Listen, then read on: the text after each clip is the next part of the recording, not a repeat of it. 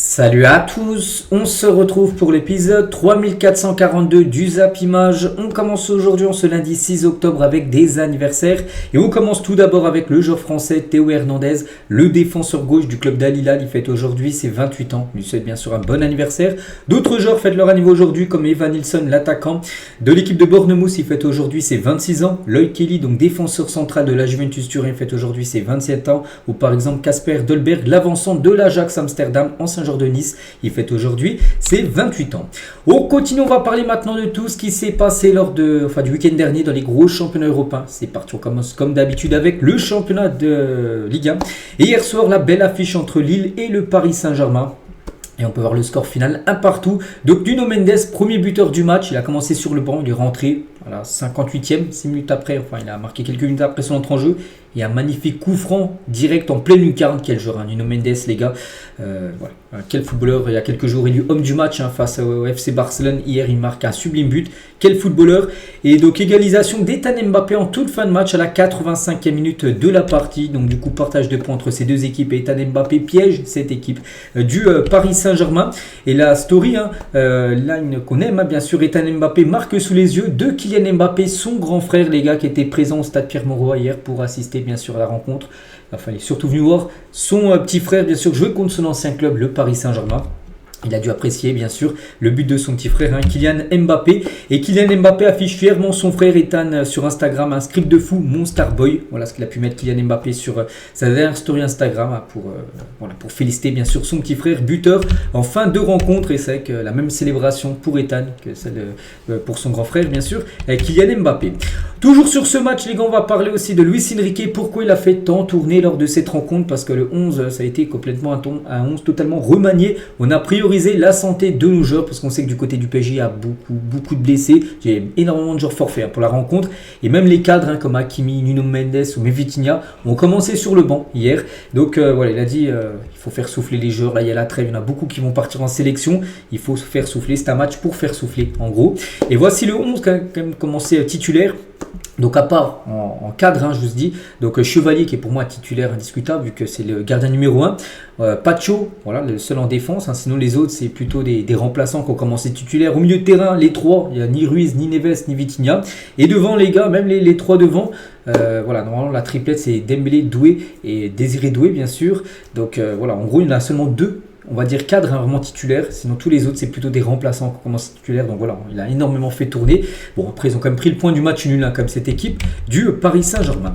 Les notes de ce Lille PSG, donc Chevalier note de 4 parce que c'est vrai que sur le but d'Ethan Mbappé, il peut faire peut-être un peu mieux. C'est vrai que je vois comme il y en a pas mal qui commencent à dire ce qu'il faut ouvrir le dossier. Lucas Chevalier, il est arrivé il y a déjà 2 mois, il a fait déjà quelques matchs du côté du PSG, il y a quelques rencontres où il a été très moyen. Contre Tottenham, on se souvient sa boulette en Super Coupe d'Europe. Bon, heureusement, il avait fait quelques arrêts lors de la séance des tirs au but. Contre Marseille, une dizaine de jours où sa sortie n'est pas du tout bonne. Hier, les gars, je pense qu'il peut faire mieux. C'est comme ça. Une note de 4, il n'a pas la moyenne. Donc, Gonzalo Ramos, une note de 3. Pourtant, il a du temps de jeu. Gonzalo Ramos, vu qu'il a beaucoup de blessés, tout ça. Mais bon, Gonzalo Ramos, on a l'impression vraiment qu'il est bon que quand il rentre en cours de jeu. Il y a quelques jours, contre le Barça, il rentre en cours de jeu, il marque. Mais quand il est titulaire, c'est pas le même Gonzalo Ramos. Donc, sinon, Barcola, c'est une note de 4. Beaucoup de mal dans la finition. Barcola, il me fait penser un peu à Dembélé il y a quelques années, qui driblait tout le monde, mais qui n'arrivait pas à marquer. C'est le même souci pour que Barcola, qui doit travailler, il prend le même exemple que Ousmane Dembélé. Sinon Zaïre-Emery aussi 4. Zaïre-Emery, je l'ai joué défenseur droit, il a dépanné en plus le brassard de capitaine. Un match moyen de sa part. Sinon des belles notes comme Lucas Hernandez, une note de 7, Mbaye une note de 6, ou même pas une note de 6, ou même Jantou aussi au milieu de terrain. Une note de 6. Et côté Lillois, on peut voir aussi des belles notes comme Mendy, les gars, une note de 7 pour le défenseur central. Voilà ce qu'il y a à dire sur ce Lille Paris Saint-Germain. On continue avec les autres rencontres du week-end. Le FC Metz contre l'Olympique de Marseille. Donc c'était samedi à 17h cette rencontre et Marseille a fait le tas. Victoire 3-0 des Marseillais. Donc Igor Pexao, Aurélien et Amine Gouiri ont été les 3 buteurs de l'Olympique de Marseille. 3 buts inscrits en deuxième mi-temps. Il y avait 0-0 à la mi-temps. Donc parfait. 5 victoires lors des 6 derniers matchs pour les Phocéens. Ça tourne bien, ça tourne même très très fort. Et actuellement à Marseille, c'est plus belle la vie parce que tout se passe bien. Du côté de Marseille, regardez les 4 derniers matchs depuis le match contre le Real Madrid. L'OM est injouable, victoire contre le PSG, Strasbourg, l'Ajax et victoire du côté du FC Metz. C'est dommage, là il y a une trêve. Parce que là, bien sûr, quand tu enchaînes comme ça des victoires, tu as envie de continuer à jouer et continuer à espérer bien sûr de gagner. Donc là, voilà, pendant 15 jours, il n'y aura pas de match pour Marseille, c'est dommage parce que ça tourne bien. On verra ce que ça donnera. Bien sûr, après la trêve internationale, on va parler aussi de la semaine d'Igor Pexaou, certainement sa meilleure semaine depuis qu'il a rejoint l'Olympique de Marseille. Donc doublé, une passe D contre l'Ajax et buteur contre le FC Metz. C'est lui qui a ouvert le score lors de cette rencontre avant-hier. Amine Gouiri aussi face au FC Metz. Donc il commence sur le banc, il entre en jeu à la 64e. Donc déjà 5 minutes après, passe D. Et à, on va dire 12 minutes après, son entrée en jeu, buteur. Donc une très belle entrée en jeu. De l'attaquant algérien, ça va lui faire du bien. Lui qui avait un peu du mal, quand même sûr. Les dernières rencontres. Maturilé, très bon joueur. Tiens, à la fin de la rencontre, buteur. Maturilé, il a dit gagner le titre, donc gagner la Ligue 1. Il a dit bien sûr que c'est possible. On ne pense pas aussi loin par contre. Donc voilà, ce qu'il a pu dire, après on verra. On est en début de saison, mais pour l'instant, sur le classement, je vais vous montrer là dans quelques instants, le PSG Marseille a un point d'écart. Voilà. Après 6 ou 7 journées de Ligue 1, bon, on fera le bilan quand on sera au mois de février-mars, mais pour l'instant, Marseille s'accroche totalement, bien sûr, au Paris Saint-Germain. Et concernant Roberto De Zerbi, c'est ma meilleure période depuis que je suis à Marseille. Quand on enchaîne les victoires comme ça, ça se passe bien pour l'entraîneur marseillais. On continue avec l'Olympique Lyonnais. Ils ont fait le faux pas ce week-end. Pourtant, ils gagnaient 1-0. Malik Fofana, buteur au bout de 24 minutes de jeu, mais ils ont totalement sombré en fin de rencontre. Pourtant, Lyon, on sait que c'était une redoutable défense. Ils ne prenaient pas de but sur ce début de saison, beaucoup de clean sheet. Et 87e et 96e minute de jeu, Emerson, ce joueur-là, a marqué le doublé Emerson. Voilà, en toute fin de match. Et du coup, Toulouse prend les 3 points du côté de Lyon. Donc, première pour Lyon. Donc, les Guns viennent d'encaisser leur premier but en étant à 11 sur la pelouse en compétition officielle parce qu'ils avaient déjà pris 3 buts cette saison. C'était contre Rennes, souvenez-vous, ils gagnaient 1-0. Ils ont pris rouge, puis ils ont pris 3 buts en toute fin de match. Donc là, ils ont fini le match à 11 contre 11. Et c'est la première fois qu'ils prennent un but, même 2 buts, vu qu'ils en ont pris 2 de la part d'Emerson en toute fin de rencontre. Pourtant, ça avait bien commencé, vu que Malik Fofana, buteur au bout de 24 minutes de jeu du côté de Lyon. Et c'était un but spécial, regardez, il a inscrit en gros le 1000e but au Parc OL. Avant Lyon jouait de côté du stade Gerland, donc là depuis qu'ils ont joué dans leur stade Groupama Stadium, il s'appelle comme ça. Donc c'était le 1000e but inscrit de l'Olympique Lyonnais et il a été inscrit par le Belge Malik Fofana. On continue avec Strasbourg, les gars, qui jouaient contre Angers hier, carton pour le Racing Club de Strasbourg, 5-0 avec un doublé de Godot, un but de Ouattara et un doublé aussi de Panicelli, qui est actuellement co-meilleur buteur de la Ligue 1 avec un joueur de l'AS Monaco qu'on parlera après. Donc voilà, Strasbourg, même si les supporters, souvenez-vous, ils n'étaient pas très contents, voilà, parce que Strasbourg avait perdu son identité, vu qu'ils étaient en copropriété avec Chelsea. Mais en tout cas, il y a beaucoup de supporters de Strasbourg qui sont très contents que oui, Strasbourg a beaucoup recruté, plus de 18 joueurs, et que ça marche bien, parce que Strasbourg est actuellement sur le podium, tout simplement, de cette Ligue 1. Donc la fête à la maison, bien sûr. Voilà, tout va bien, bien sûr, du côté de Strasbourg. Monaco contre l'équipe de Nice, c'était le derby de la Côte d'Azur. Ça avait bien, même très bien commencé pour l'OGC Nice, qui menait quand même 2-0 dans le match. Diop doublé, Diop 29e, Diop 42e. Bon, après, ils ont pris un rouge d'Abdi, qui a pénalisé totalement cette équipe de Nice. Et du coup, Monaco est revenu. Et Fati, voilà, doublé de Ansu Fati, l'ancien joueur, joueur du Barça. N'oubliez pas qu'il est prêté avec une option d'achat du côté de Monaco. Mais s'il continue à marquer pas mal de buts, donc c'est 2 buts sur pénalty marqués, mais il faut les mettre. Donc on verra si Monaco l'achètera en fin de saison. En tout cas, il marque pas mal. Et Fati, buteur avec l'AS Monaco. Donc ses statistiques cette saison, il a joué en tout 218 minutes, temps de jeu cumulé, pour 6 buts.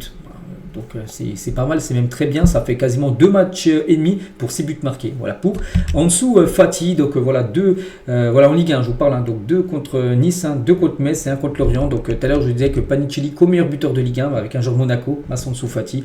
Les deux sont actuellement les 2 meilleurs buteurs du championnat français avec 5 buts inscrits. Et toujours, tiens, du côté de Monaco, on apprend, c'est Fabrizio Romano qui dit. Donc s'il le dit, c'est qu'il a dû recevoir des infos. Qu'a dit Hutter, le coach de Monaco, pourrait sauter pendant la trêve internationale. Là, vu qu'il n'y a pas de match, c'est qu'il y a peut-être des clubs qui vont changer de coach, parce que là il y a quand même le temps de trouver un nouveau coach, vu qu'il n'y a pas de match le week-end prochain. Donc Monaco cherche un autre coach. Voilà.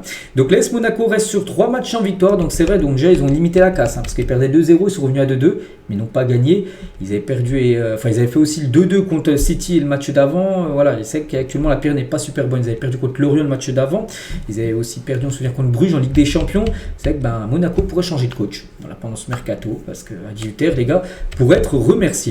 On continue avec un autre 2-2, c'est entre l'équipe du Havre et l'équipe de Rennes, 2-2. Voilà, donc pareil, hein, l'équipe visiteuse menait 2-0, hein, un peu comme Nice, hein, qui menait 2-0 à Monaco, du coup l'équipe à domicile est revenue. Bah pareil, hein, Rennes menait 2-0, Mbolo et Le Polo étaient buteurs 10e et 29e, avant que Soumaré sur penalty Ndiaye à la 79e égalise un côté Havrais.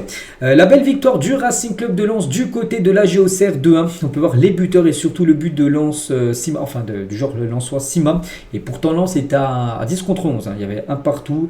La Géocère joue avec un joueur en plus. Et Sima, à la 96e minute du match, il ne restait plus rien. C'était le dernier corner, il a marqué de la tête. Après le corner, c'était fini. Et bien il a marqué. Et du coup, victoire très importante du Racing Club de Lens. A noter qu'Adrien Thomasson a délivré 2 passes décisives. Hein, le joueur de Lens, donc les 2 passes D. Alors de cette victoire. Et il y avait également un Brest contre le FC Nantes. Donc pas grand chose à dire, 0-0. Lors de cette rencontre. Du coup, tous les résultats, je crois que je parlais de tous les matchs. Bien sûr, on avait parlé aussi de Paris FC Lorient. On avait parlé samedi. Le match a été joué vendredi avec la victoire des Parisiens. 2-0, donc du coup les meilleurs joueurs de cette je ne sais même plus c'était à combien de journées. Bon bref, les meilleurs joueurs de cette journée de Ligue 1, donc Pavard, un défenseur de l'OM, donc 4 interceptions à Metz, il est dedans. Aurier, un but, une passe d'à Metz, il est dedans. On peut avoir également Panicelli avec son doublé bien sûr, hier la victoire 5-0. Lucas Hernandez, joueur du Paris Saint-Germain, il est dedans. Donc voilà les meilleurs joueurs. Thomasson qui a parlé juste avant aussi, avec ses 2 passes d'à la Géocère est présent également dedans. Moi Jean-Philippe Crasso, un but, une passe D face à Lorient. Et du coup le classement de cette Ligue 1 après cette journée, voilà c'était la 7e. Donc le Paris Saint-Germain en tête hein, avec 16 points, mais derrière, enfin même juste derrière, Marseille, Strasbourg et Lyon 15 points. Voilà, c'est quand même serré, c'est bien. On peut faire voilà, un peu une Ligue 1 un peu serrée, hein, enfin pour l'instant. Après, il y a Monaco 13 points, il y a même Lens 13 points. Donc en gros, entre les 6 premiers, il y a seulement 3 points d'écart. Voilà, au bout de 7 matchs, vous savez qu'il y a des saisons où le PSG avait déjà 7 matchs, ils ont déjà fait 7 sur 7, hein, le PSG, hein, il y a des années où ils avaient déjà creusé énormément l'écart. Donc pour l'instant c'est serré, bon, on est seulement à la 7e, n'oubliez pas, il y a 34 journées en tout. Du côté de la Ligue 1, donc les derniers en Auxerre, Angers et Metz hein, pour l'instant. C'est la seule équipe à toujours pas gagné Metz, c'est 7 matchs, 0 victoire de nul et 5 défaites. Et toujours tiens, avec cette Ligue 1, on a appris aussi les nominés pour être élus meilleur joueur du mois de septembre en Ligue 1. Donc qui succédera à Ilan Kebal, le joueur du Paris FC qui a remporté le prix pour le joueur du mois d'août. Hein. Donc là, pour le mois de septembre, on a le choix entre Romain Del Castillo, Florian Thauvin et Vitinha, joueur du PSG. On verra qui remportera, bien sûr. Ce prix-là, il sera désigné dans la semaine. On bascule tiens, rapidement avec la Ligue 2. Il y avait une belle affiche. Hein. C'était une affiche un peu saveur Ligue 1 qui s'est jouée ce week-end. Mais en Ligue 2, Montpellier contre Saint-Etienne. Et c'est Saint-Etienne qui s'est imposé 2-0 grâce au doublé de Davidashvili, un joueur georgien. Donc parfait, bien sûr. Pour cette équipe de l'AS Saint-Etienne, il y avait aussi Grenoble hein, qui s'est imposé 4-2 du côté de Reims. C'est le match nul entre Restart 1 partout contre Rodez. Et le classement, donc 3 Saint-Etienne et Pau. Les 3 équipes sont en tête avec 20 points après 9 matchs. Après il y a Red Star 17 points et Reims. Il y a déjà un creux, regardez, entre le 5e et quand même le 3e. Il y a déjà quand même 6 points d'écart. Voilà, bon, il y a la 9e. Comme je dis, il reste encore beaucoup de matchs. Mais voilà, les points perdus, tu ne peux plus les rattraper, on va dire, pour les prochains matchs. On bascule les gars, on prend la direction maintenant de l'Angleterre et on commence avec l'actuel, le nouveau leader du côté bien sûr de la Première Ligue. Avant c'était bien sûr Liverpool, mais Liverpool on sait que ça va pas fort, on parlera d'après eux. Mais on commence avec Arsenal parce que c'est eux actuellement les premiers de l'appel. Arsenal contre West Ham, c'est un derby. Arsenal s'est imposé 2-0. Declan Rice buteur et également un but de Bukayo Saka sur penalty. Donc parfait bien sûr pour Arsenal qui prend la tête de ce championnat anglais. Et par rapport au but de Bukayo Saka, la 67e buteur sur penalty, et ben Saka rentre dans l'histoire de la Première Ligue avec son penalty face à West Ham. Il atteint seulement 24 ans les 100 buts et passes D dans le championnat anglais. Il a marqué quand même 55 buts et 45 passes D en Première Ligue. En Première Ligue, on ne compte pas toutes ces stats aussi qu'il a en FA Cup, en Ligue des Champions, tout ça. Mais seulement en championnat, il a déjà la barre des 100 buts et passes D cumulés. Donc félicitations bien sûr à Bukayo Saka, 24 ans. Hein. C'est bien sûr un record dans la Première Ligue. On continue toujours avec Arsenal. Tiens, on va parler aussi de Mikel Arteta parce que c'est un match spécial, ce match contre West Ham. C'était son 300e match du côté d'Arsenal. En plus, ça c'est fini avec une victoire. Donc voilà, maintenant il faut concrétiser avec des titres pour Arsenal parce qu'à chaque fois, les 3 dernières années, je crois qu'ils ont fini 2e de PL. Voilà, maintenant il faut remporter soit la Première Ligue ou la Ligue des Champions pour Arsenal pour vraiment valider, on va dire, Mikel Arteta, ce qu'il a pu changer du côté des Gunners. Et juste le point négatif du week-end pour Arsenal, c'est la blessure de Martin Odegaard. genre très important, le capitaine quand même de l'équipe des Gunners, il est sorti au bout de 29 minutes de jeu. On ne sait pas, il y a des chances qu'ils soient en plus forfaits avec la Norvège là, pour la trêve internationale.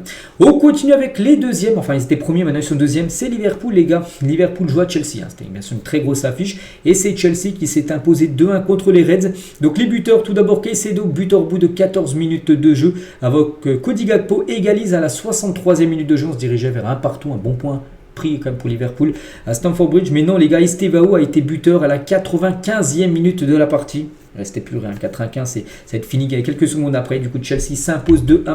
Et concernant Liverpool, 3 défaites d'affilée pour Liverpool. N'oubliez pas, avant la défaite contre Palace, oui, ils avaient tout gagné. Ils avaient gagné tous leurs matchs disputés. Puis depuis, c'est que des défaites. Palace, Galatasaray, maintenant Chelsea. Les Reds retrouveront enfin Anfield. Après la trêve internationale, ils affronteront Manchester United le prochain match. Voilà, il faudra absolument gagner et stopper cette mauvaise série. Parce que là, ça n'a pas fort pour. Elle tombe à pic quand même, cette trêve internationale, je pense, pour l'équipe de Liverpool.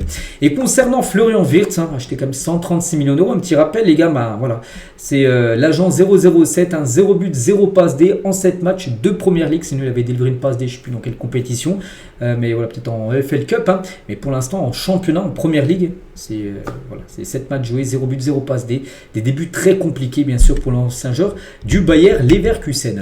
Et toujours avec Liverpool, on a appris également que Konaté est sorti blessé face à Chelsea. Donc Hans Luck, le coach de Liverpool, l'a confirmé en conférence de presse. Aucun indice n'a été révélé concernant la gravité de sa blessure.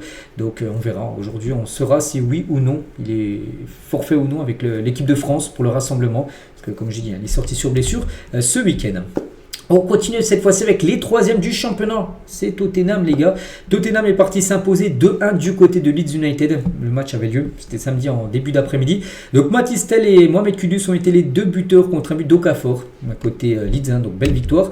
De Tottenham et Kudus encore buteur, comme je dis, quel joueur exceptionnel. Donc depuis le début de saison, on pèle, c'est un but, 4 passes D pour l'ancien joueur de West Ham. Manchester City jouait du côté de Brentford et ça passe pour City. C'était hier, petite victoire, 1-0, mais voilà, ça donne 3 points. Erling Haaland, bien évidemment, le buteur au bout de 9 minutes de jeu. Et Haaland, les gars, c'est trop. La stat est folle pour Erling Haaland. Donc Haaland a marqué dans 42 stades de Première Ligue durant sa carrière sur 43. Il y a seulement un stade, ça n'a pas été indiqué. Le meilleur ratio de l'histoire du championnat, bien sûr. Donc voilà, 43 stades différents. Il a marqué dans 42 stades. C'est quand même fort, très très fort ce que fait Erling Haaland. Et regardez sur ses derniers matchs, sur ses 9 derniers matchs, 16 buts inscrits par Erling Haaland. Donc là il va retrouver la Norvège où il pourra peut-être encore remarquer des buts, mais voilà, tous les derniers matchs, là, les 9 derniers matchs, il a marqué au moins à chaque fois un but. Et Haaland les gars, c'est 158 buts et passes D en 155 matchs avec Manchester City, toutes compétitions confondues. Regardez quand il a marqué les gars, il a sauté dans les supporters de City, totalement encerclé. Et juste le gros point négatif, tu en parlais tout à l'heure d'Arsenal qui l'avait sur deux gardes, donc aussi City a perdu un joueur cadre, c'est Rodri les gars, ballon d'or quand même l'année dernière, donc sort une nouvelle fois sur blessure, c'est terrible, lui qui a été longtemps blessé l'année dernière, rupture des ligaments croisés, je ne sais pas ce qu'il a, mais il est contraint de sortir sur blessure musculaire, Rodri, donc voilà, blessure musculaire, ça prend toujours quelques semaines, à 3-4 semaines pour revenir.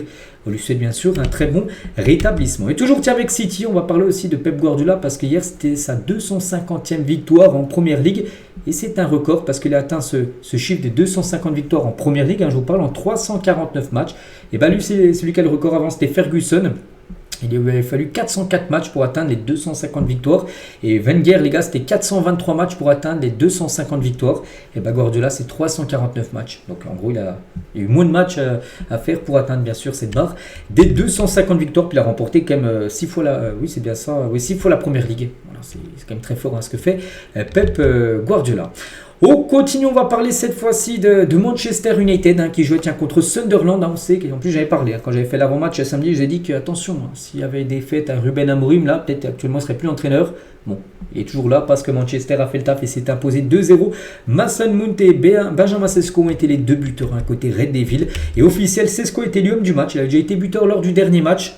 Sesko, il a été de nouveau buteur, donc là il enchaîne, il avait du mal lui aussi, à marquer des buts en début de saison, là sur les 2 derniers matchs, il a été buteur, l'attaquant slovène.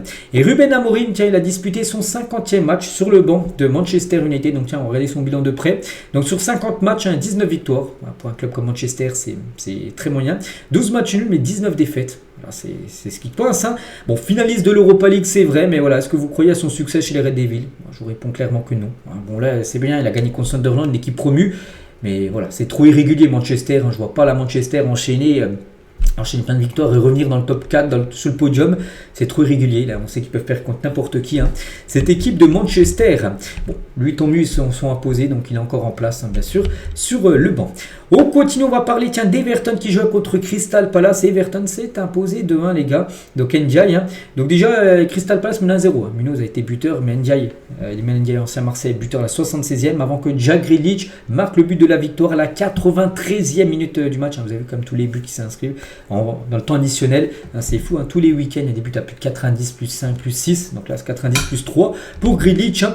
Donc auteur du but de la victoire contre Palace, hein, Jack Grealish a reçu le trophée d'homme du match face à l'équipe de Crystal Palace. Hein. Félicitations à lui. Donc cette saison, c'est un but et une 4 passes D. Voilà pour Jack Grealish. Hein. Félicitations. N'oubliez pas qu'il a remporté le prix du joueur du mois d'août du côté de la première ligue. Il n'a pas été convoqué comme avec l'Angleterre. C'est dommage. Et juste à côté Palace, le gros coup comme d'Everton, c'est que Palace a perdu. Et Palace n'avait plus perdu depuis 19 matchs, depuis le mois d'avril dernier. Ils ont quand même battu de grosses équipes. Ils ont gagné quand même la FA Cup, le Community Shield, quand même contre Liverpool. La FA Cup, ça a été contre Manchester City. Ils ont battu Liverpool la semaine dernière en championnat. Et cette fois-ci, Everton, fin de série pour Palace, les gars qui s'inclinent du coup 2-1 du côté d'Everton. Première défaite de la saison de Palace. Newcastle contre Nottingham Forest. Donc Newcastle s'est imposé 2-0. On peut voir les buteurs Guimarães et Woltemate. Encore lui, il a été buteur sur penalty. L'attaquant allemand. La victoire aussi d'Aston Villa 2-1 contre Burnley avec un doublé de Malen, bien sûr, l'attaquant néerlandais. Le match nul partant entre Wolverhampton et Brighton. On peut voir les deux buteurs, bien sûr, de la rencontre. Aussi, nos autres résultats que j'ai pas parlé, il y a qui d'autre? Je trouve que je parlais de tous les matchs. Oui, c'est ça, j'ai parlé de toutes les rencontres, à part Bournemouth-Fulham qu'on avait parlé samedi, vu que le match a lieu vendredi. Donc, concernant le classement, donc Arsenal est actuellement le nouveau leader de ce championnat anglais. Avec 16 points, bien sûr, Arsenal est devant. Liverpool, 15 points. Tottenham, 14 points. Bournemouth, aussi très bien classé, 14 points. Et City, 13 points. Après, on descend avec Chelsea, 7e. Manchester United 10e, Newcastle 11e, puis après les derniers, Wolverhampton seulement 2 points. C'est la saison très compliquée quand même pour les Wolves. On continue, on prend la direction maintenant de l'Espagne. On commence avec le FC Barcelone qui jouait. C'était hier à 16h15 du côté du FC Séville. On avait parlé que Séville c'était une équipe qui réussissait très bien au Barça. Saison dernière, 5-1 et 4-1. Ils avaient mis un 9-2, un score cumulé contre Séville. Donc là, ils ont perdu. Ils ont perdu 4-1 le Barça à Séville. Donc on peut voir tous les buteurs. Rashford a été buteur côté FC Barcelone, mais ça n'a pas suffi. Sanchez, Alexis Sanchez, buteur contre son ancien club du FC Barcelone. Et semaine catastrophique du Barça qui s'est incliné contre le PSG 2-1 et qui s'incline contre Séville. 2 matchs, 2 défaites là pour le Barça. Sans oublier que les Catalans ont perdu Lamine Yamal sur blessure il y a quelques jours. Donc c'est compliqué. Et comme je dis, le Barça c'était la bête noire comme du FC Séville, parce que Séville s'impose pour la première fois face à Barcelone en Liga pour la première fois depuis 2015. Ça faisait 10 ans en championnat, que ce soit à Séville ou à Barcelone, que Séville n'avait pas réussi à battre le Barça depuis 10 ans, alors que Séville joue toutes les saisons en première division espagnole, donc ça affronte au moins 2 fois depuis 10 ans. Et le Barça chaque fois soit gagné soit faisait un nul. Donc voilà, pour Séville s'imposer 4-1, ça leur fait beaucoup de bien bien sûr. Donc Flick il a dit, est-ce que c'était son pire match au Barça en conférence de presse? Il a dit, la défaite la plus douloureuse pour moi était bien sûr en demi-finale à Milan contre l'Inter bien sûr, de Ligue des Champions. Maintenant je dois accepter la défaite et la regarder positivement. Et est-ce qu'il va changer son système? On sait qu'il a un système de jeu avec une ligne de défense très haute. Et là, ils se sont fait punir pas mal de fois, bien sûr, avec les attaquants, enfin les défenseurs très hauts. Et du coup, des fois, il y a des contres. Il a dit, je ne pense pas que ce soit une question de système, mais plutôt d'éviter de faire de grosses erreurs. Donc, il changera pas son système, enfin, d'après ce qu'il a pu dire en conférence de presse, mais en tout cas, le sentiment que Hansi Flick a beaucoup de travail à faire pendant cette trêve internationale, parce que les résultats ne sont pas super bons, là, les 2 derniers matchs, bien sûr, du Barça. En plus, il y a pas mal d'absents, tu les sens, les absents, les Lamine Yamal, Rafinha aussi qui sont pas là, même Fermin Lopez qui manque beaucoup, et il manque énormément, voilà, tous ces joueurs, bien sûr, du FC Barcelone, ils pourraient tous revenir, bien sûr, après la trêve. Concernant Marcus Rashford, c'est fou, il était l'élu homme du match, le Barça a quand même perdu 4-1, mais c'est lui qui était l'élu homme du match. Voilà, donc souvent, tu récompenses plutôt un joueur qui a marqué dans l'équipe, surtout si tu t'imposes 4-1, non, c'est Rashford. Voilà, c'est la Liga qui a mis Rashford, bien sûr, MVP. Et Rashford, comme j'ai dit, buteur. Donc, contre Séville, voilà, sur ses 8 derniers matchs, 9 buts et passes D. C'est vrai qu'il est en grande forme, Marcus Rashford. Après, ce qui valait, bien sûr, l'homme du match, je sais pas. Il est sorti sur blessure, Rashford, j'ai pu voir que c'était pas très grave. Après, on attend, bien sûr, pour voir si c'est l'IRM qui va passer. sa gravité. Concernant Rafinha qui était bien sûr absent, donc Rafinha était chez lui à Barcelone, a pu suivre le match, regardez, on peut voir une piscine, sa magnifique pelouse taillée et un gros écran qu'il a mis pour suivre bien sûr la rencontre. Il a dû être très déçu bien sûr du résultat. Le joueur Rafinha qui reviendra bien sûr comme j'ai dit après la trêve internationale. Sanchez les gars, buteur contre son ancien club bien sûr, le FC Barcelone pour Alexis Sanchez. Et toujours tiens avec le Barça concernant Lamine Yamal parce que là dans 20 jours, jour pour jour, le 6, c'est le 26. Ce sera un dimanche. Real Barça, donc Classico. Et la participation de Lamine Yamal pour le Classico du 26 octobre n'est pas certaine. Conférence de presse, il l'a dit, Hansi Flick, nous ne savons pas si Lamine Yamal pourra jouer le Classico, annonce Hansi Flick. Donc là, il est forfait, mais il a été forfait hier, il est forfait pour les 2 matchs de l'Espagne. Et même dans 20 jours, on ne sait pas s'il sera là ou pas. C'est une course contre la montre pour Lamine Yamal pour être présent, bien sûr, pour cette rencontre. On continue avec cette fois-ci le Real Madrid qui joue contre Villarreal, c'était samedi soir. Donc on peut voir le résultat 3-1 pour le Real. Donc les buteurs, Vini doublé et un but de Kylian Mbappé contre un but de Miko Tadze, l'ancien mec qui a été buteur côté Villarreal, mais ça n'a pas suffi. Le Real Madrid a fait le taf et s'impose du coup 3-1 tout simplement. Donc Vini Junior a été l'homme du match lors de cette rencontre avec son doublé. Donc sur ces 4 dernières rencontres, donc doublé contre Villarreal, contre l'Atlético, malgré la défaite 5-2, il a fait une passe D. Levante le match d'avant, victoire 4-1, il a été buteur et passeur D, l'Espagnol passeur D. Donc voilà, c'est plutôt pas mal ça on sait qu'il a des séquences, Vini. Là, il est dans une bonne séquence, puis à des fois, il enchaîne 3-4 matchs où il est pas bon, puis des fois, il s'embrouille avec l'arbitre, des fois avec les supporters, des fois, il prend un rouge. Donc là, il est plutôt dans une bonne période, on va dire Vini. La preuve, bien sûr, avec ses dernières stats. Et double buteur face à Villarreal, donc cette saison en Liga, donc en championnat, c'est 8 matchs, 5 buts, 4 passes D. C'est ça qu'on parle beaucoup des buts de saison d'Mbappé, des stats incroyables, qu'on parlait juste après. Mais Vini aussi, c'est très correct, 9 fois décisif, comme j'ai dit, en Liga sur ses 8 premiers matchs. Mbappé a fait un beau cadeau comme à Vini parce qu'il a donné le ballon à Vini au moment du penalty pour le Real Madrid ce soir, parce qu'Mbappé de base c'est lui le numéro 1 tireur de penalty. Il aurait pu marquer bien sûr, il aurait pu tirer le penalty, après ce qu'il aurait marqué je sais pas, mais voilà, il a donné le ballon à Vini pour qu'il aille tirer le penalty et Vini l'a marqué juste après. Il n'était pas obligé de le donner, bien sûr. Mbappé, c'est un beau cadeau de la part du Français. Et en parlant d'Mbappé, il a quand même été buteur, Kylian, donc buteur 6 sur ses 9 derniers matchs, donc 12 matchs, toutes compétitions confondues, 16 buts, 3 passes D. C'est fort bien sûr pour Kylian Mbappé, donc contre Villarreal, buteur et passeur D. Il a fait aussi une passe D pour un but de Vini Junior. Donc il a pu aussi présenter avant le début du match, les gars, son trophée d'homme du mois, de la Liga au mois de novembre. Il succède à Nicolas Pepe qui l'a remporté au mois de août, et sa carte FUT que vous pouvez débloquer mais qui coûte très cher, plus de 4 millions de crédits. J'ai pu voir, à noter que Mbappé est toujours avec lui, on parle de lui actuellement. Donc il est sorti sur blessure face à Villarreal. Voilà, on a pu voir qu'il s'est mis au sol. Donc après c'est une légère entorse à la cheville droite, mais normalement Mbappé devrait bien être présent au rassemblement des Bleus aujourd'hui lundi à Clairefontaine. Il devrait être là. Donc c'est pour ça hier qu'il était à Lille pour aller suivre le match de son petit frère Ethan. Donc là aujourd'hui à Paris pour aller préparer bien sûr les 2 prochains matchs de l'équipe de France. Toujours sur ce match du Real Madrid, la réponse de l'arbitre Guillermo Cuadra Fernandez lorsque Rodrigo a demandé un penalty pour une faute dans la surface. Il y avait faute, certainement un penalty aurait dû être pour le Real Madrid. Et là l'arbitre il a dit j'en ai déjà sifflé un. Voilà. C'est le Real Madrid TV du coup qui a sorti ça. Du coup il en a déjà sifflé un, du coup il ne peut pas en siffler un deuxième.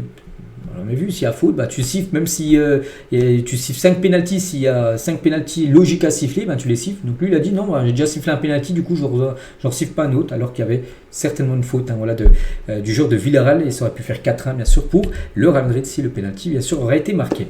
Hendrik, les gars, enchaîné comme un 5e match de suite sur le banc du Real Madrid, un samedi soir. Je ne joue plus du tout, les gars, il 0 minutes jouées depuis le 18 septembre dernier, et puis blessé, Hendrik. Donc s'il est présent, s'il est sur le banc, c'est qu'il est apte à jouer. Juste, il ne le fait pas jouer. Je ne sais pas c'est quoi le mieux pour lui. Donc, je pense, en janvier, le mieux pour lui, ce serait de partir en prêt. Surtout à 6 mois de la Coupe du Monde, s'il veut disputer la Coupe du Monde avec le Brésil, s'il continue à pas jouer, il ne sera pas appelé. Par Ancelotti, il doit partir certainement en prêt. Donc là, en tout cas, il ne joue plus du tout. Depuis un mois, il n'a pas joué la moindre minute. Hendrik. Toujours avec le Real, on va parler de Franco Mastantuono. Regardez sur son bras 18-12 de 22. Donc en gros, c'est une date spéciale pour l'Argentine. La date de la finale de la Coupe du Monde, bien sûr. Bien sûr, remportée par l'Argentine face à l'équipe de France le 18 décembre 2022. Il a mis cette date, bien sûr, en tatouage. Franco Mastantuono. Voilà ce qu'à dire sur l'équipe du Real. On va parler de l'Atlético Madrid samedi dernier, on se souvient. Ils avaient battu le Real Madrid 5-2, tout ça. Ils ont passé aussi 5, je crois, ceux en Ligue des Champions il y a quelques jours. Voilà, ils ont galéré au Celta Vigo. Trop irrégulier, comme ce début de saison pour l'Atlético. Donc, buteur, enfin, tout le début de match, un but contre son camp. Bon, après, l'anglais, il a pris rouge, ce qui a pénalisé, bien sûr, l'Atlético. Du coup, score final 1 partout, les gars, avec l'égalisation de Iago Aspas. Encore buteur, bien sûr, l'attaquant de Vigo. Les autres résultats du week-end, Gérone s'est imposé 2-1 contre Valence. On va parler d'Oviedo contre Levante. Levante s'est imposé 2-0 et bien sûr, il a été décisif, les gars. C'est Eta et Young, ce tout jeune Camerounais en 2003. C'est trop une dinguerie avec Levante. Donc contre Oviedo, sur les 2-0, il a marqué un but. Mais regardez, tous les derniers matchs, les gars, à chaque fois, il a marqué. Même contre le Real, il a marqué.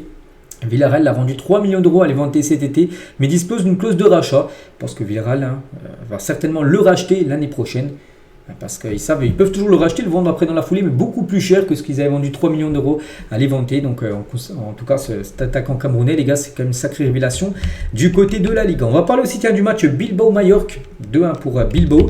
À noter que Nico Williams a fait son grand retour, il n'a plus joué depuis le 31 août dernier, il n'a pas joué là depuis plus d'un mois, il était blessé. Il a pu rejouer quelques minutes lors de cette rencontre à Nico Williams. Ça, c'est une bonne nouvelle, bien sûr, pour Bilbao. Et à noter que lors de ce match, j'en avais parlé samedi quand on faisait l'avant-match.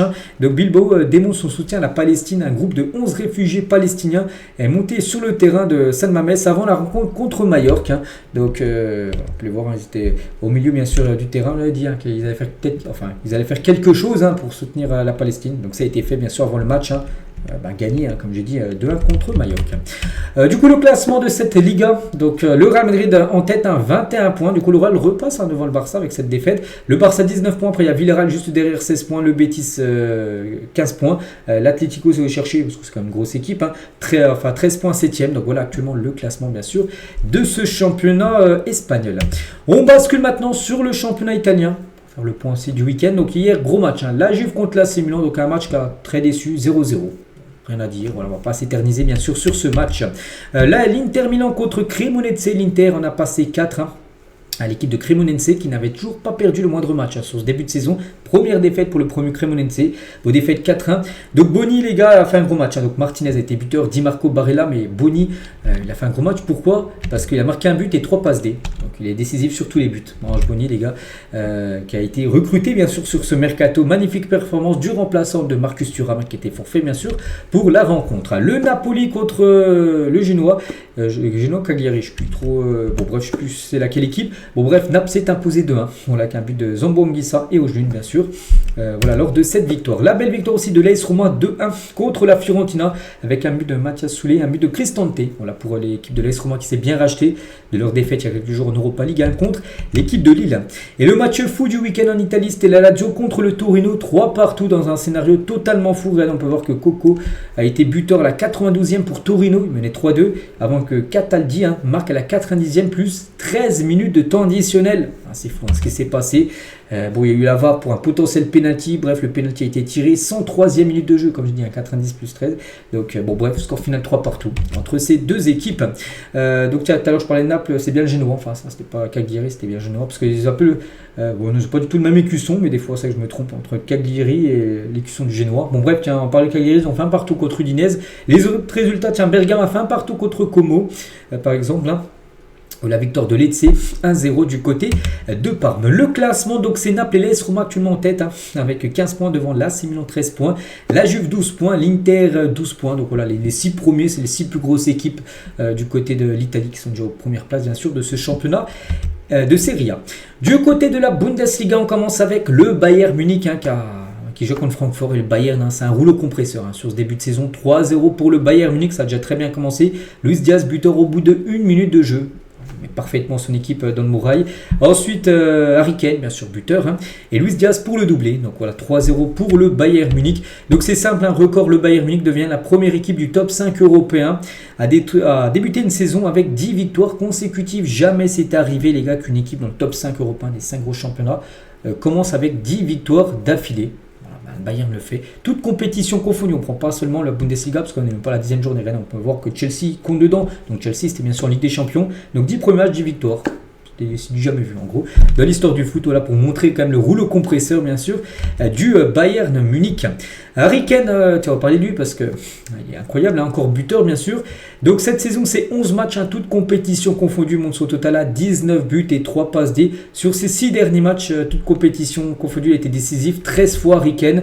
Et c'est fort les gars, et c'est vrai qu'il y en a 3 qui sortent du lot comme sur ce début de saison. Harry Kane c'est 19 buts, Erling Haaland c'est 18 buts, Mbappé c'est 16 buts. Et on peut voir les buteurs sur ses 9 derniers matchs, lui buteur sur ses 9 derniers matchs, et Harry Kane buteur sur ses 7 derniers matchs, mais plus de buts pour Harry Kane. Voilà. Les 3 sont en très très haut régime, hein, avec Kane, Haaland et Kylian Mbappé. On peut parler aussi de Luis Diaz en Bundesliga. Donc 6 matchs, 3 passes D et c'est marqué 4 buts, même 5 buts vu qu'il a marqué le doublé. C'était la première actu, puis après il a marqué le doublé. Donc du coup 5 buts et 3 passes décisives, hein, sur ce début de saison en championnat pour l'ancien joueur de Liverpool. Dortmund contre le RB Leipzig partout. Alors de cette rencontre, hein, Yann Couto et Baumgartner, désolé, ont été les buteurs, hein. Lors de cette rencontre, Leverkusen s'est imposé 2-0 contre Union Berlin avec un but de Poku et Kofane, également marqué un côté Bayer Leverkusen. Les autres résultats de ce championnat, on pourrait prendre qui tient. Le Werder de Brême s'est imposé 1-0, Gladbach contre Fribourg 0-0. Lors de cette rencontre, ou par exemple la victoire de Stuttgart 1-0 contre Edenay. Mais le classement, c'est simple, hein, le Bayern a 6 sur 6 bien sûr en tête. Donc ensuite il y a Dortmund qui tient encore la cadence mais quand même 4 points derrière, hein. Dortmund 14 points, après il y a Leipzig 13 points, Stuttgart 12 points de ce championnat. Allemand a noté Gladbach comme une belle équipe, Gladbach sur le mois dernier, 17ème, hein, seulement 3 points, même pas une victoire, hein. C'est la seule équipe à toujours pas gagné, 3 nuls, 3 défaites. Gladbach réalise un début de saison catastrophique.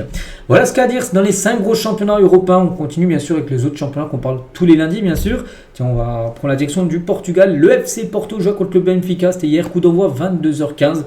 Et on attendait des buts, tout ça, on était déçus. 0-0. Pas de full série victorieuse du FC Porto s'arrête donc du coup le Benfica parce que c'était comme le Bayern, ils avaient tout gagné Porto et du coup premier nul pour eux, première fois qu'ils se font accrocher et de toucher la barre, hein. Rodrigo Moura les gars touché la barre à la 92e minute de jeu, bon, ça n'a pas souri à l'équipe de Porto, du coup pas de 10e victoire de suite, hein, pour le FC Porto avec ce match nul contre le Benfica. Notez que Amar Dedic, hein, ancien joueur de Marseille, hein, l'ancien joueur de l'OM a réussi à se montrer solide, hein, défensivement lors de son premier classico portugais, c'est lui qui a été élu homme du match, hein. Le défenseur bien sûr du Benfica. Et Mourinho qui en a eu marre, hein, qu'on parle de son salaire et a répondu à sa manière en conférence de presse parce que les journalistes portugais lui ont dit, le journaliste lui a dit, nous savons que vous coûtez très cher au Benfica par rapport au salaire, parce que le Benfica cassé sa tirelire, hein, pour avoir Mourinho, hein, en termes de salaire. Donc Mourinho il a dit, hein, je pense que vous et vos collègues êtes un peu trop obsédés par mon salaire, vous gagnez combien? Il a demandé ça, du coup toi tu gagnes combien au journaliste? Le journaliste lui a dit, je ne vais pas vous le dire, et Mourinho il a dit, alors ne parlez pas de mon salaire. Voilà, hein, Mourinho on sait qu'il est un peu cash avec les journalistes, puis il a bien fait, hein, il a répondu comme ça. Le Sporting contre Braga, c'est aussi notre belle affiche, hein, du côté du championnat portugais, c'est qu'il y a 2 gros chocs, hein. Là aussi match nul, un partout. Donc Suarez a été buteur avant que Salazar égalise à la 97e minute de jeu sur penalty. Donc dommage, hein, pour le Sporting, ils auraient pu profiter du nul les gars entre le Benfica et bien sûr Porto, mais non. Donc du coup 2 nuls. Voilà, en gros personne n'a pris de points d'avance sur les autres bien sûr par rapport à ce championnat portugais. Notez que Suarez, tiens qu'on parlait je crois hier ou avant-hier, j'ai dit que c'est le remplaçant de Gyökeres, c'est pour l'instant pas mal. Il a encore été buteur, hein, ce week-end. Et Suarez, buteur contre Braga, donc l'ancien joueur de l'OM est le co-meilleur buteur de la Liga portugaise, déjà avec 6 buts inscrits. Donc félicitations à lui. Et notez que le Sporting, hein, a joué avec un maillot rose, hein. Donc très belle initiative du Sporting. Les Lions jouent avec un maillot rose contre Braga afin de soutenir la lutte contre le cancer du sein. Voilà, c'est pour ça que de base, ils auraient pu jouer avec leur maillot vert et blanc. Déjà que ce maillot rose, hein, parce qu'actuellement c'est octobre rose, vous le savez. Les autres résultats du côté du Portugal, donc on a parlé surtout des deux grosses affiches hier, hein, Sporting Braga et Porto Benfica. Du coup au classement, donc Porto reste en tête, 22 points devant le Sporting, 19 points, ça bouge pas avec le Benfica, parce que les 3 premiers ils ont tous fait nul. Et Braga, hein, belle équipe, hein, 8e actuellement du championnat. On prend cette fois-ci la direction du championnat turc, hein, le Galatasaray contre le Beşiktaş. C'est un derby, c'était chaud bien sûr, un partout. Donc Sanchez déjà pris rouge, hein, Davinson Sanchez, le défenseur, qui a pénalisé le Galatasaray, mais ils ont quand même réussi à revenir, hein, ils perdent 1-0, ils ont pris rouge. Hein, donc ils ont quand même réussi. Gundogan a été buteur. Et du coup, partage de points entre ces deux équipes. On va voir les autres résultats. Comme par exemple, cherche le Fenerbahçe où ils sont. Ils sont là, ils ont fait 0-0. Ils n'ont pas profité du nul entre le Gala et le Beşiktaş. Le Fenerbahçe, du coup, le classement. Donc le Gala, eux aussi, la première fois qu'ils sont accrochés, un peu comme Porto qu'on parle avant, parce qu'ils avaient tout gagné, 7 matchs de victoire. Donc là, 8 matchs, du coup, 7 victoires, 1 nul pour le Galatasaray. Bon, ils ont quand même 5 points d'avance sur l'équipe de Trabzonspor. Le Fener 4e et le Beşiktaş, le Beşiktaş 6e actuellement du championnat turc. Du côté de la Belgique, les résultats également du week-end. Donc pour prendre qui, tiens, club Bruges les gars contre Union Saint-Gilloise. C'était une belle affiche, 1-0 pour l'équipe de Bruges. La victoire de Genk 2-1 contre Dender. Ou la victoire par exemple, pour prendre qui, tiens, de la Gantoise 2-1 contre Charleroi. Et le classement, donc Union Saint-Gilloise, les gars, est actuellement en tête, 23 points devant Anderlecht, Bruges et Saint-Tron, actuellement la 4e position. Du côté du championnat néerlandais, tiens, l'Ajax, on se souvient il y a quelques jours, ils avaient pris 4-0 à Marseille. Ben voilà, ce week-end aussi, ils en ont encore pris 3. Mais ils ont réussi à marquer quand même 3 buts, 3-3 contre le Sparta Rotterdam, c'était avant-hier, le samedi 4 octobre. Le PSV s'est imposé 4-0, le Feyenoord s'est imposé 3-2 lors de ce week-end. Et du coup, le Feyenoord en tête devant le PSV et l'Ajax à la 3e position. Donc là, on peut voir un creux quand même, avec le Feyenoord qui est actuellement leader. Bon, il reste encore beaucoup de matchs du côté des Pays-Bas. Du côté aussi des États-Unis, on parle souvent de l'Inter Miami parce que Messi joue. Mais sur 50, Messi partira pendant sa retraite. Je ne sais pas si on parlera encore de l'Inter Miami, mais on en parle parce qu'il faut encore profiter de Messi. Puis il est encore très bon, bien sûr. Victoire 4-1, bien sûr, de l'Inter Miami. Bon, Messi n'a pas marqué, mais Messi, bien sûr, a été décisif. 3 passes décisives pour Messi sur les 4 buts inscrits de son équipe. Donc voilà, énorme saison, 24 buts et 17 passes D pour Messi cette saison en MLS depuis février, depuis le début de saison. Très fort bien sûr, donc là on va rentrer dans les playoffs bientôt du côté de la MLS. Donc le génie de Léo Messi, donc, comme je dis, délivré 3 passes D face à New England Revolution lors de cette rencontre. Et Messi les gars, c'est déjà 100 buts et passes D, c'était son 80e match du côté de Miami. 66 buts, 34 passes décisives, les stats sont quand même exceptionnels. 4 matchs, 100 fois décisif, Léo Messi. Voilà. Quel joueur, bien sûr, il faut encore profiter de ce talent hors pair. On va parler également de la Coupe du Monde du Vin qui se joue actuellement au Chili. Et la France, les gars, devait absolument s'imposer. Jeu contre la Nouvelle-Calédonie, Mozambique. Victoire 6-0 des Français. Bon, victoire écrasante, avec un triplé de Le Borgne. Bon, à noter que la France termine 3e de son groupe sur 4. Mais est quand même assuré de faire partie des meilleurs 3e et se qualifie du coup pour les 8e. Mais c'est passé de justesse pour la France. Voilà, parce qu'ils font partie des meilleurs 3e et du coup, voilà, ça passe. Donc la France qualifiée. L'Argentine également qualifiée en phase de poule. 3 matchs, 3 victoires. Ils ont gagné 3-1 contre Cuba, 4-1 contre l'Australie, 1-0 contre l'Italie. L'Argentine est également qualifiée pour les 8e de finale de cette Coupe du Monde U20. La grosse surprise, c'est le Brésil, les gars, qui est éliminé de cette Coupe du Monde U20. Dès les phases de poule, ils ont fini 4e. Voilà, donc ils terminent 4e de leur groupe derrière l'Espagne, le Mexique et le Maroc. Et du coup, élimination de la Seleção. Donc voilà ce qu'il y a à dire aujourd'hui. J'espère que ça vous a plu. Donc les lundis, de toute façon, toujours pareil, les gars, c'est des longs épisodes parce qu'il y a beaucoup de choses. On parle de tout ce qui s'est passé lors du week-end. Donc là, c'est la trêve internationale. Donc ça commence dès mercredi, jeudi, les premières rencontres. On va parler de tout ce qu'il y a à dire parce qu'il y a une grosse trêve avec des matchs très importants dans certains continents. Donc on va parler de tout ça. Allez, moi je vous laisse, les gars. Je vous souhaite une très bonne journée. On se retrouve bien sûr demain, mardi.